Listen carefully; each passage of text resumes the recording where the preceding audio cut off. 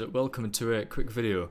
Now, this is a new series that we are going to do, just to go through some basic steps now. As you can see, I've forgotten my password for my VPS server, which is a common theme sometimes.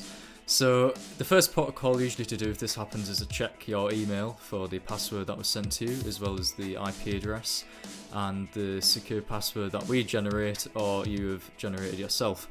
Now, for Windows servers, the username will always be administrator and the password will be whatever you set. But if you don't remember your password, then you just need to head on over to the FyfeWeb portal and log in there with your credentials that you've set when ordering the service. And if you just find your service and then click again on your server, you may have multiple services. Let's hope that is the case.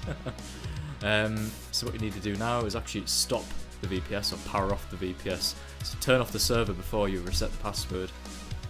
And then if you click settings, and then go to change password and enter a secure password in here. Now this is a method that we always have available just in case you forget your password. We don't really have to get involved with it. However, if you do need a hand, let us know.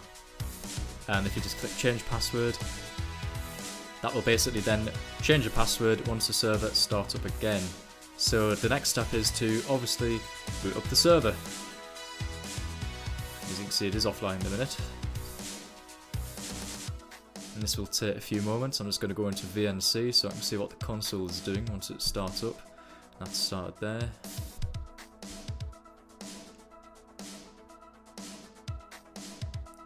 And log into the server.